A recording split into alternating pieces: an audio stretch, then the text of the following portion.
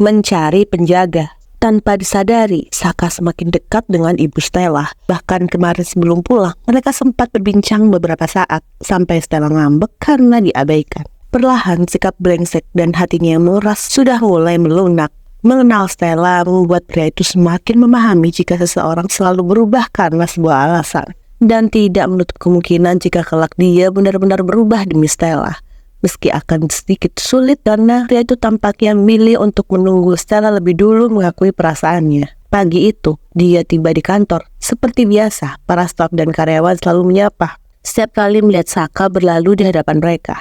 "Selamat pagi Tuan." Dan dia hanya menjawab dengan anggukan kepala. Tepat saat dia berada di depan lift, tiba-tiba seorang datang dan langsung bergelanjut manja di lengan pria itu. Saka terkejut, dan ketika menoleh ke samping, dia mendapati Cat di sana menatapnya dengan senyum tatapan nakal. "Selamat pagi, darling," ucapnya dan terus mengeratkan tangannya di lengan kokoh pria itu. Tapi, respon yang diberikan oleh Saka malah membuat dia kesal sekaligus jengkel. Bahkan berusaha untuk menarik lengannya yang dipeluk oleh wanita itu. "Bisa tolong lepaskan?" "Tidak," jawab Cat dengan cepat. Dia malah semakin mengeratkan pelukannya. "Ada apa denganmu? Sudah tidak pernah memanggilku lagi." Saka tidak menjawab. Tatapannya terus lurus ke depan dan melihat pintu lift sudah mulai tertutup. Malah sekali jika harus merespon Cat. Beruntung pagi ini moodnya sedang baik. Kalau tidak, pasti Saka sudah mendorongnya hingga terjengkang. "Kau tidak merindukanku, Tuan Saka?" tanya Cat, masih berusaha untuk menarik perhatian Saka. Sedangkan pria itu berusaha untuk lepas dari Cat. "Tidak," jawabnya dengan cepat. "Jadi lepaskan, saya tidak membutuhkanmu lagi." Saka menarik paksa tangannya hingga Cat mundur beberapa langkah ke belakang. Dia menatap pria itu dengan kesal. Sial, kemarin dia masih memanggilnya ke dalam ruangan. Tapi kali ini Saka justru membuang Cat begitu saja. "Layani saja atasanmu, Cat." Mendengar ucapan itu, Cat mengerutkan keningnya.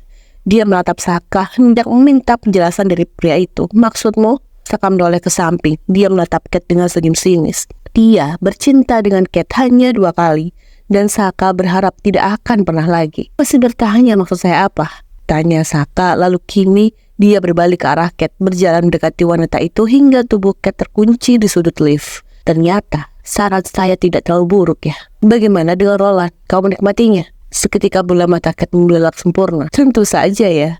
Bahkan kau sampai berteriak seperti orang gila." Saka tersenyum sinis, namun tatapan itu tidak pernah lepas dari Cat. Sial, dari mana Saka tahu tentang kejadian malam perayaan itu? Dia memang mendekati Roland dan menghabiskan 2 jam sesi bercinta di rumah kaca taman belakang.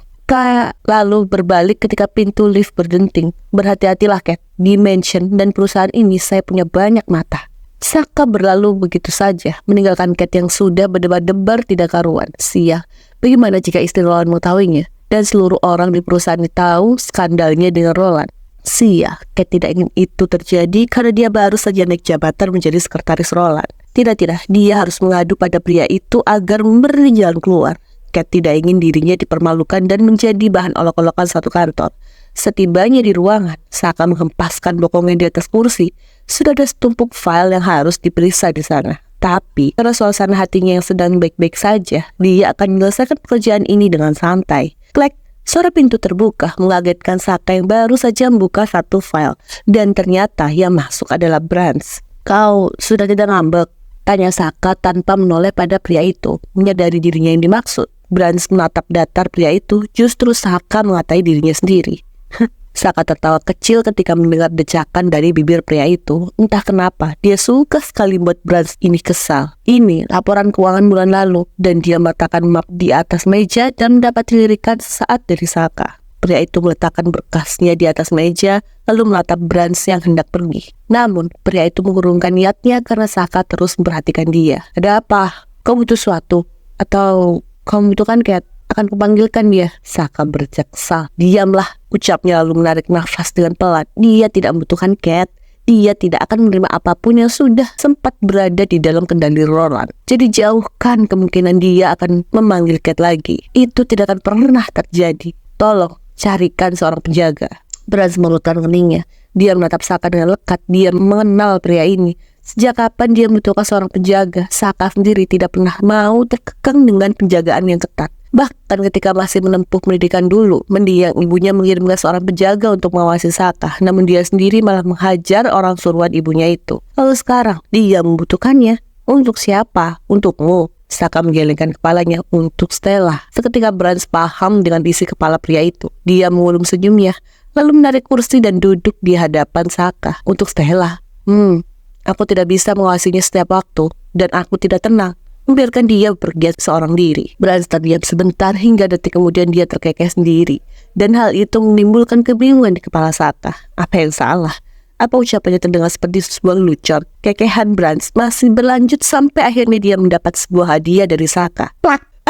Dia memakai tertahan ketika sebuah map mengarah tepat di kepalanya. Dia terdiam sebentar untuk mencerna apa yang baru saja terjadi. Kau gila, ucap Branch sambil mengusap kepalanya. Namun tidak ada ekspresi yang diberikan Saka. Dia malah menatap pria itu dengan datar dan sebelah alis yang terangkat ke atas. Apa yang lucu? Kenapa tertawa? Tanyanya dengan ketus. Kesal saja di saat dia serius, tapi Branch malah menertawakannya. Branch ngedumel tidak jelas sambil terus mengusap kepalanya meski dipukul dengan map, tapi rasanya tetap saja sakit. Tidak, ya sudah, nanti aku carikan, ucap pria itu pada akhirnya daripada dia mendapat pukulan untuk kedua kalinya. Kau mau pria atau wanita? Saka terdiam sebentar. Dia sedang berpikir mana yang paling baik, pria atau wanita. Terserah. Yang penting dia bisa menjaga Stella dan tidak sembarangan menyentuhnya. Ya, aku tahu, ucap Branch lalu dia berdiri dan hendak meninggalkan ruangan Saka. Ya sudah, aku keluar dulu. Lanjutkan pekerjaanmu, Saka. Ya, seketika Saka terdiam saat menyadari ucapan Branch dan sialnya dia malah menjawab iya. Sialan brengsek, umpatnya dengan beruntun. Detik itu Branch langsung meninggalkan ruangan Saka dengan tawa di bibirnya. Berani-beraninya Branch memerintahkan bosnya sendiri. Astaga, dia baru tahu kalau Branch itu sedikit menyebalkan. Tidak, mereka berdua sama-sama menyebalkan. Setelah Branch keluar, Saka kembali fokus dengan pekerjaannya, memeriksa berkas satu persatu dan meletakkan tanda tangan di sana. Meski kini pikirannya selalu tertuju pada Stella, dia tetap menyelesaikan pekerjaannya. Namun ekspresinya mendadak berubah ketika memeriksa laporan keuangan Harris Group. Biaya apa sebesar ini? Gumamnya yang langsung menemukan sebuah kejanggalan. Buru-buru dia menghubungi Branch. Ke ruanganku sekarang. Tidak berselang lama, Branch kembali dengan rasa jengkel di kepalanya. Bahkan dia belum mendapatkan orang yang diinginkan oleh Saka. Ada apa? Aku belum menemukan orangnya. Saka meletakkan mapnya di atas meja lalu berdiri dan memandang Branch. Sepertinya bukan masalah penjaga, tapi ada masalah lain.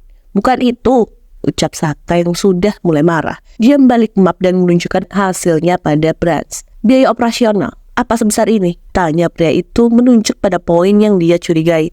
Aku tidak pernah accept biaya sebesar ini. Siapa yang melakukannya?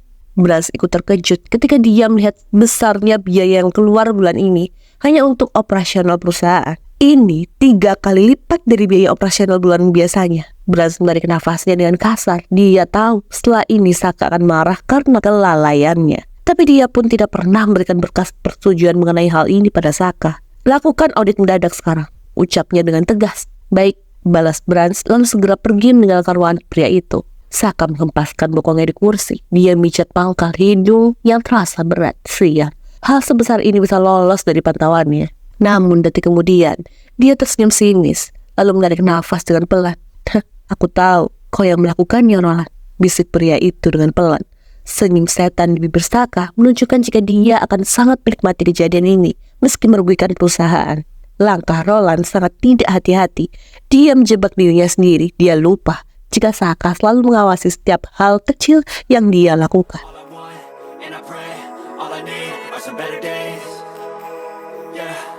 All I need are some better days, 'cause all I want, and I pray, I believe in the better days.